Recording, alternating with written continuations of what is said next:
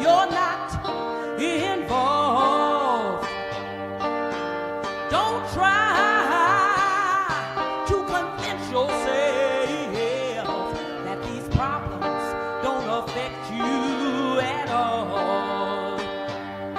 Because now it's Lebanon, Azania, Grenada.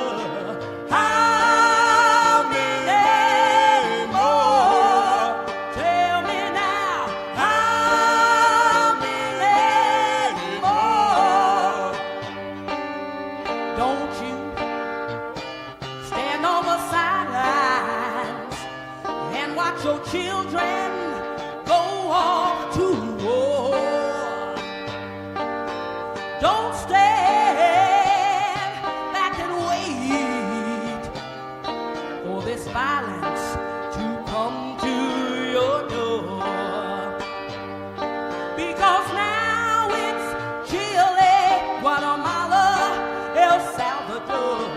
How many more? Tell me now. How? Peace. Welcome to the Northeast Political Prisoner Coalition. I'm Brother Frank, and I'm with my guest, Jasiri from Holla. What's going on, my brother? Peace, Brother Frank. I'm well. I'm grateful to be here. Glad to be here. Thank you for having us and continuing to, support of our work and the work of political prisoners. No doubt. So just briefly tell the people, what Holla is and how it came into being for those who don't know. And then before you go into the discussion about what we're going to be doing, right? Because Northeast Political Prisoner Coalition and Holla is part of the same organization. I just want to discuss a couple of historical events that occurred in the summertime, and just one particular event as well that we should be inspired by entering Freedom Summer of 2025. No, definitely. Thank you. To give a history of Holla. Holla, we like to say we are, babies of the Black Liberation Movement, right? Of the Black Liberation Army, of the new prison rights movement, right? Of our ancestors and elders who fought back against the war, right? The war of colonization, of enslavement of our people, and the different various forms of the war, and the effects that it has on our people. And, Holla started in prison, right? Men, young brothers coming together to really address, the problems that was happening in their families, in their communities, within themselves. And they was politicized in prison by, political prisoners, by the legacy that political prisoners left behind in Greenhaven prison. And there, those brothers got together and formed Holla from that legacy, right? And when they came home, they started doing work in schools with young people we talk about the crime generative attitudes, right? To address the reasons why we have these attitudes that reflect, hatred within ourselves, hatred for our families and our community, that really stems from colonization, and historical violence. So we, from that start of Holla, I came into the fold, years later as a young person who was also struggling and was on probation.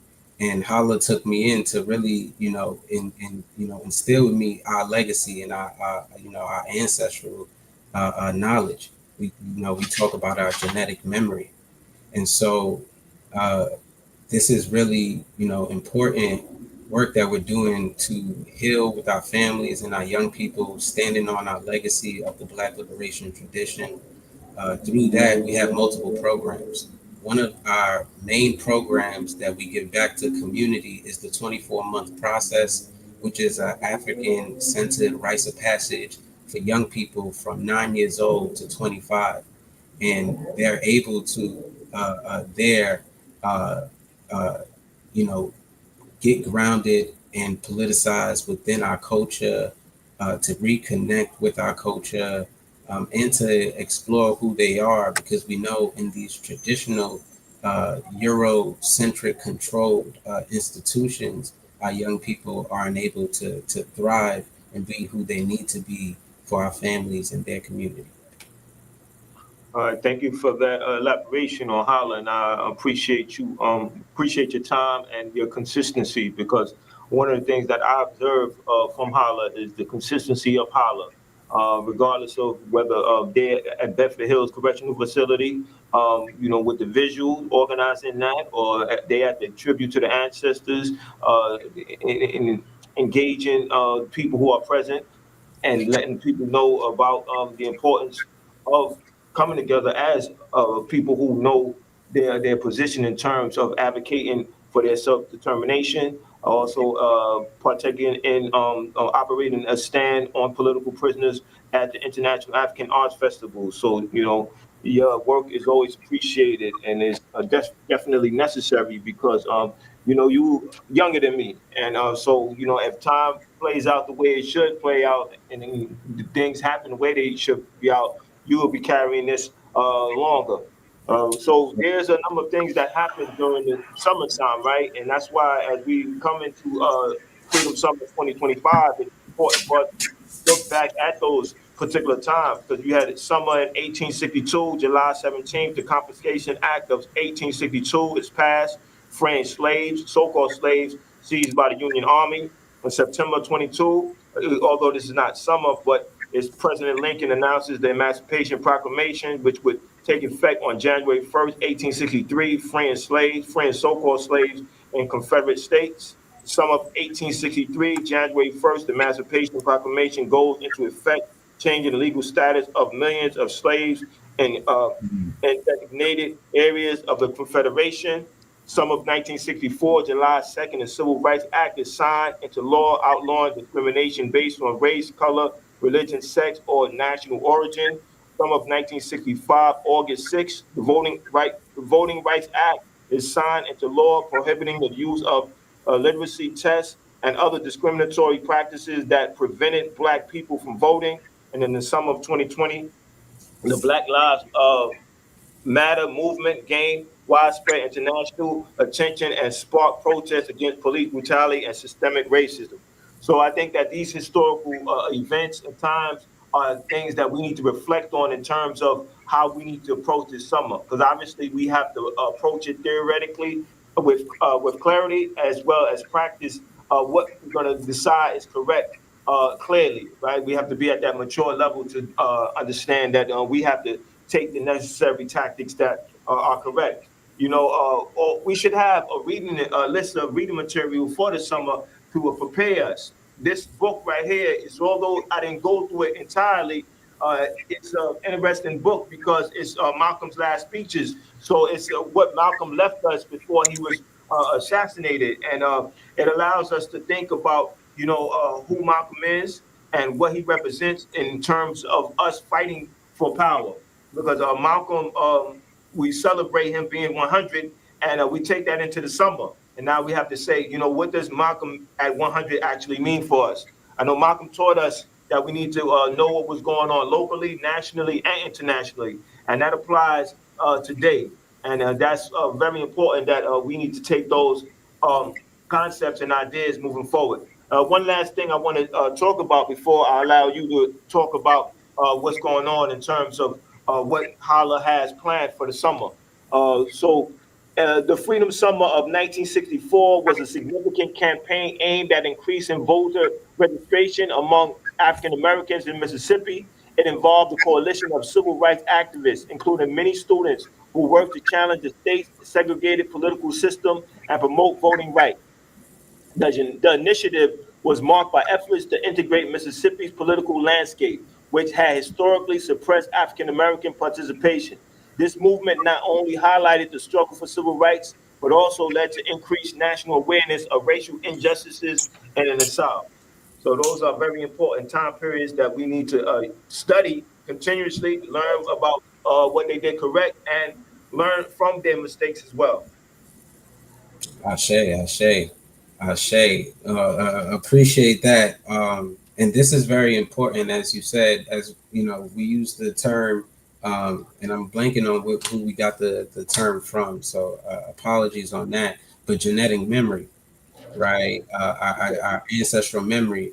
And my brother Nemo just the other day was saying that we need to not fantasize our history, our past, right? One thing that a lot of people don't know our past. So appreciate Brother Frank to really, study and communicate it and document it and share it to the people. And then another thing is to not fantasize our past, but to analyze what are the lessons, what was happening, and what is worth learning more about and understanding what do we need to do now, right? Because a lot of stuff that our ancestors and elders and folks that have did to fight against the war, to fight off colonization and for freedom, if we don't understand those lessons and the things that they done, repression is easy to happen, right? Right. The rollback of the violence that we already have fought against and fought, and some of the wins we have made will never even be known of. So thank you for acknowledging those things, Brother Frank. I think that's very important. And then to that point, as you mentioned about Malcolm X, I just want to share one thing that I learned from Malcolm X also is that he was open to learn, open to learning and to studying. There is a Dinkra symbol that says, I will learn through doing, right? Learn through doing, right? Some people's always talking about, you got to try, and through trying, you don't really fail, right? So if you never try, then you don't really get to the learned lessons. And with Malcolm X, as he talked about the learning and studying, it was so that we can make intelligent, conscious decisions. Intelligent, conscious decisions, because we're not just learning to learn. We're not just reading to read. We want to understand the world so we can make intelligent, conscious decisions as a people. So I think that's very important. So thank you for that, Brother Frank. Bringing in the ancestor Malcolm X is very important. And so, as it relates to the summer, the things that Holla and other various organizations connected to Holla, like the Northeast Political Prisoner Coalition, the People Senate, Harlem Peace Walk for Justice and Liberation. One of the first things that we got going on this Saturday that folks could get connected with is Liberated Pride Festival, right? In organizing with the Harlem Peace Walk for Justice and Liberation, partnering with Friends Art Park Alliance. We're going to be outside having a festival to uplift, acknowledge, and to be in solidarity with our queer brothers and sisters and trans community, and to have fun, have a good time. We're going to have dancing, live music, performances, open mic, and free food, right? We also ask folks, because we usually do this potluck style, so bring some food if you can, right? It's all good if it was some leftovers or some bread that you was able to find. We open to all of that because we want this to be a space for folks to get fueled and be in community. Also, bring some folks, bring your family, bring your friends. Everyone is all invited. If you would like to volunteer, please reach out to me. My number is 917-615-7372, and I will connect you with Harlem Peace Walk and the other organizers of the event. And if you would like to make a donation, you could go to huitaca.saxa.ni@tuta.io. And there you could either Zelle or PayPal any donations that you would like to give to the event, and to continue the work that Harlem Peace Walk and Holla's doing in Harlem to really bring the international and local struggle connected to the people locally in Harlem. So it's very important to the work that we've been doing there. Secondly, I would like to talk about the Candlelight Vigil.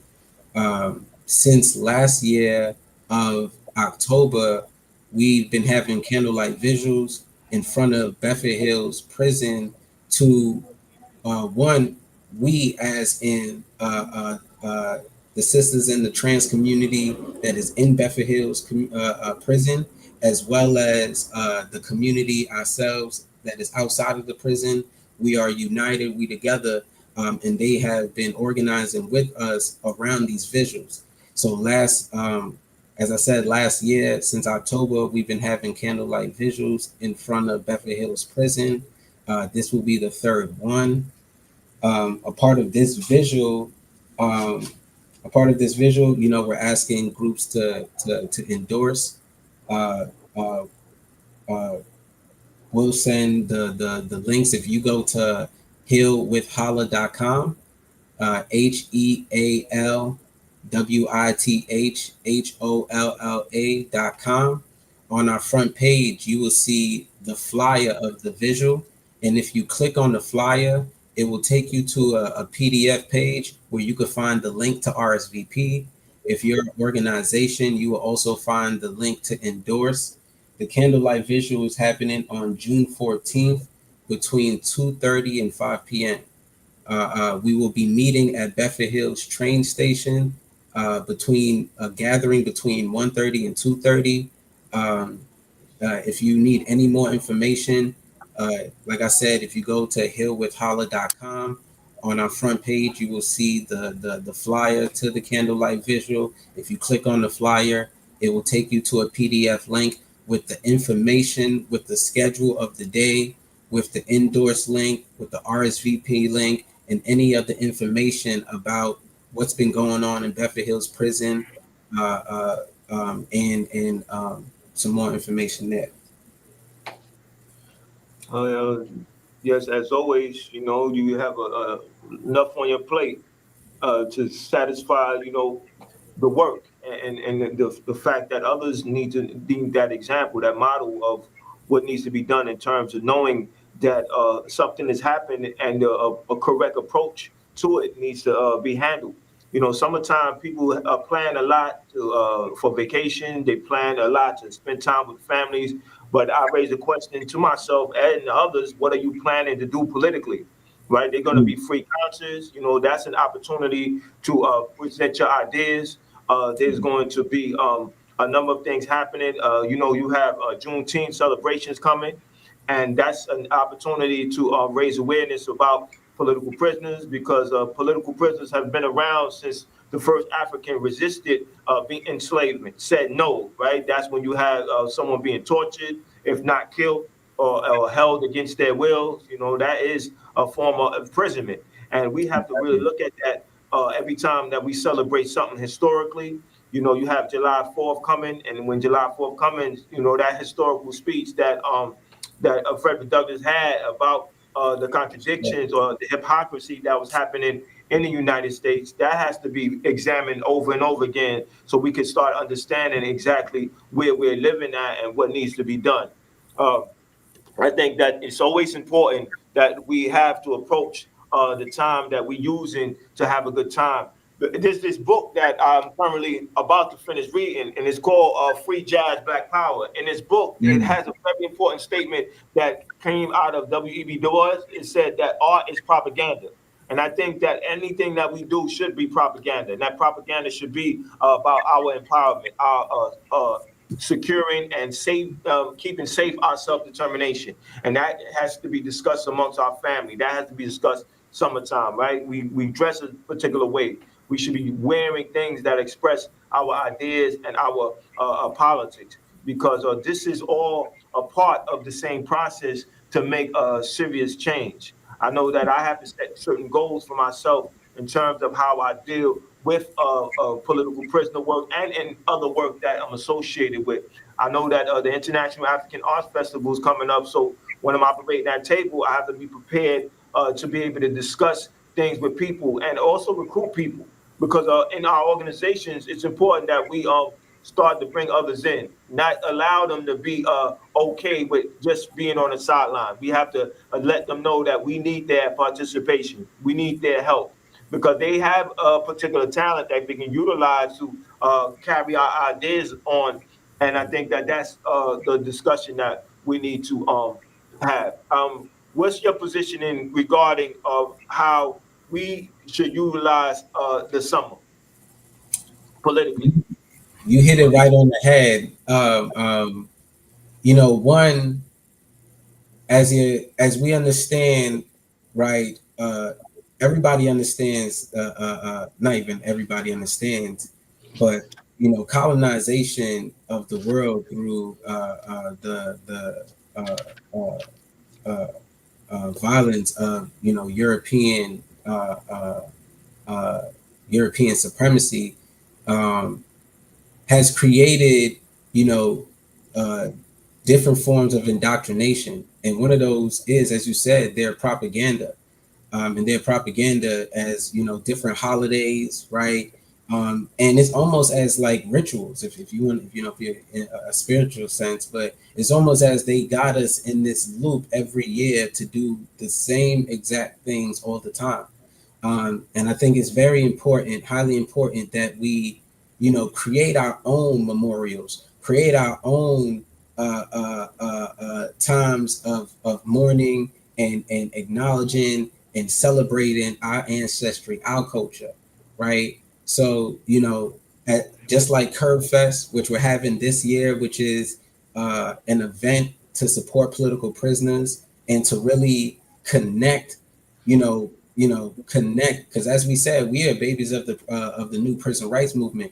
We are trying to, connect the community back to political prisoners, right? Because they have never left the community, right? They're the work that our captured freedom fighters, the work of Imam Jamil Al Amin, the work of Mamiya Abu Jamal, the work of Reverend Joy Powell, the work of all our captured freedom fighters can never be forgotten.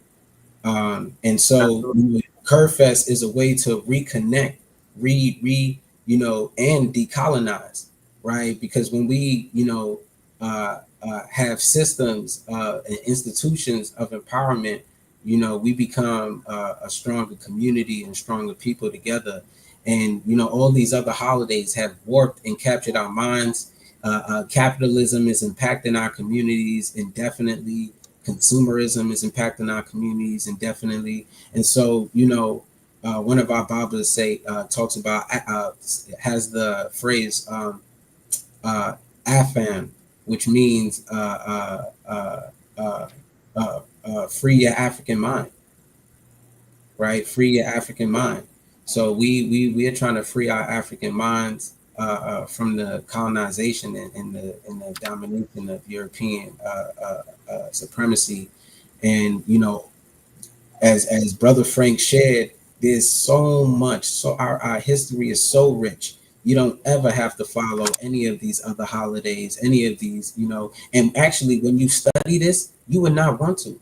When you study the truth of your ancestry and of your culture as African Black people, you will know that America was created off bloodshed.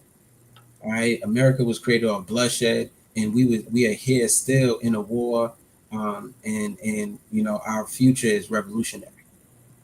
Absolutely. And, as I'm, because before I come on, I do preparation, I do research on particular time periods. And then when I'm doing a research on the Freedom Summer of 1964, I'm thinking about what was actually happening, because if you're organizing for a voting right, you're dealing with the Ku Klux Klan, you're dealing with local and state violence.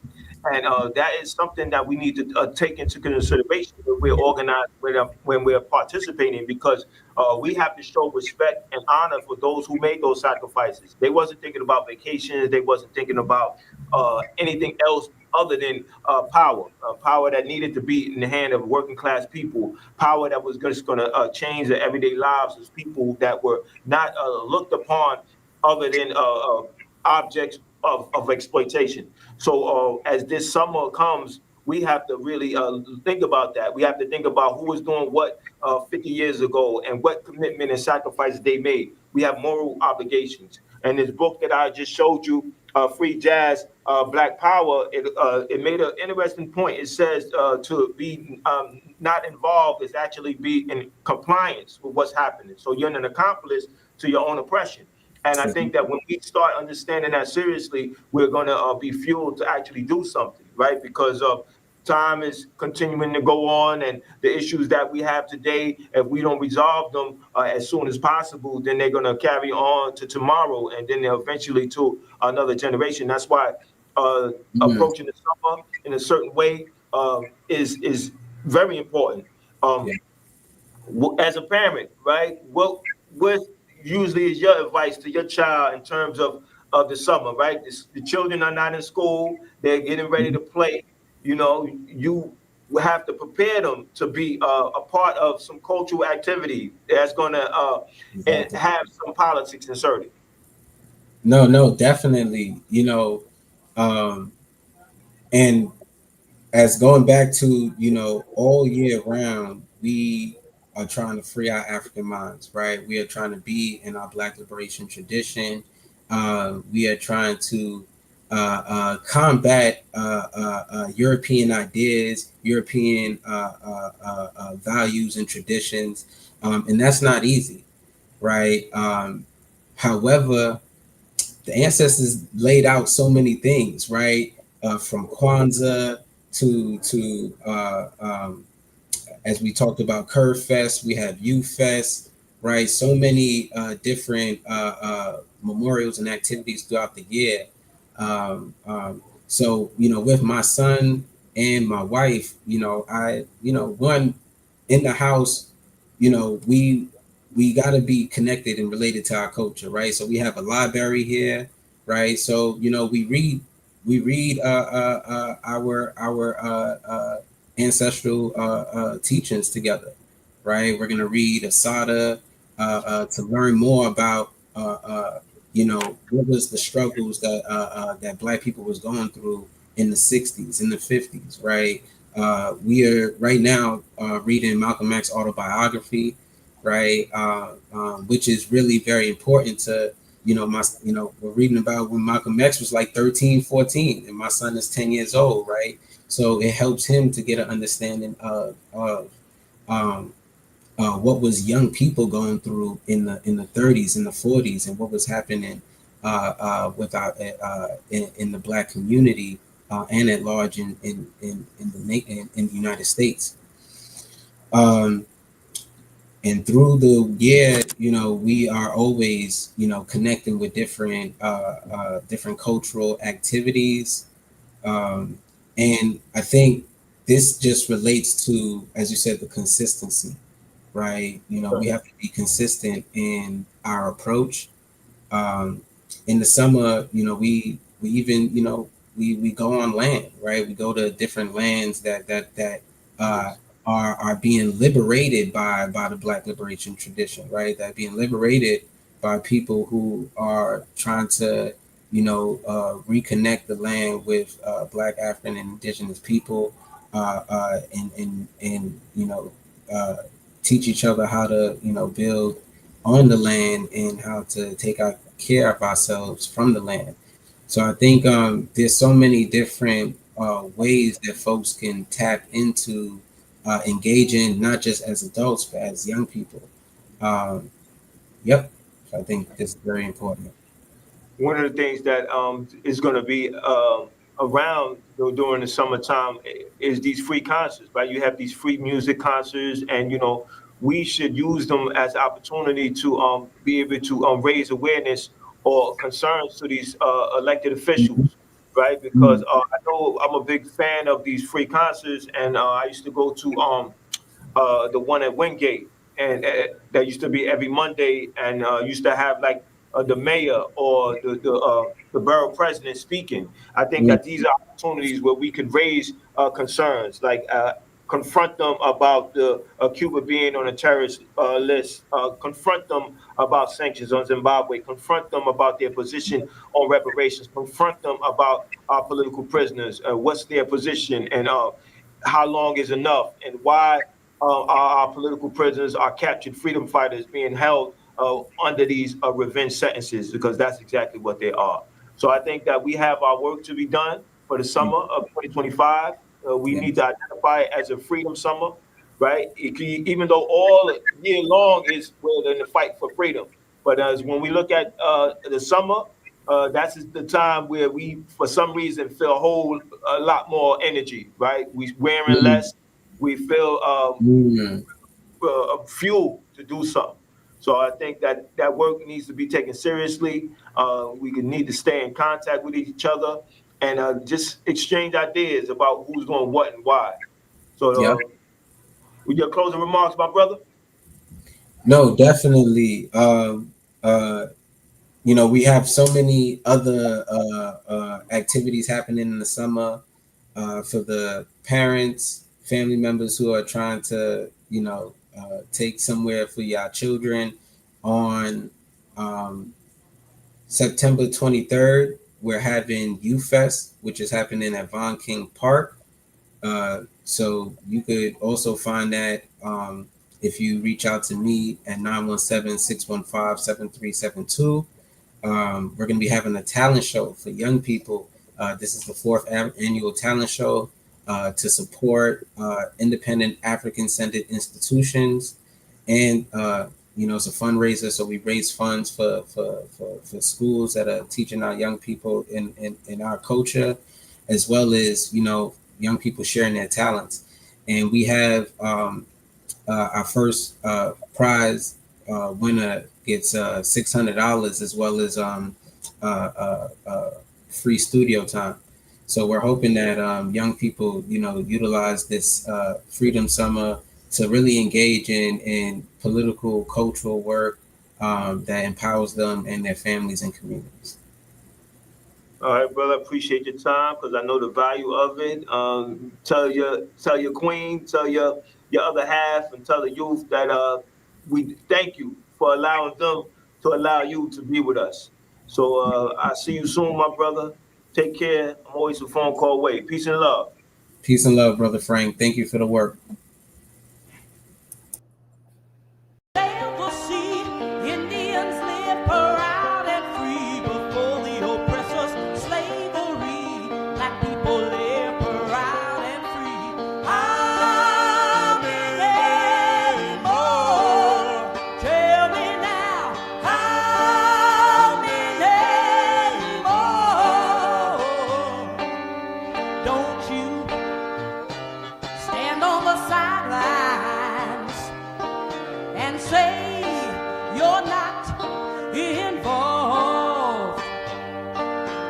Don't try to convince yourself that these problems don't affect you at all.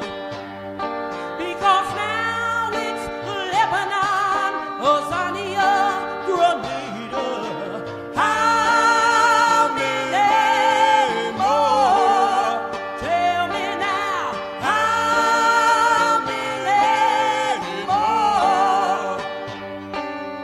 Don't you stand on the sidelines and watch your children go off to war. Don't stand back and wait for this violence to come to your door. Because now it's Chile, Guatemala, El Salvador.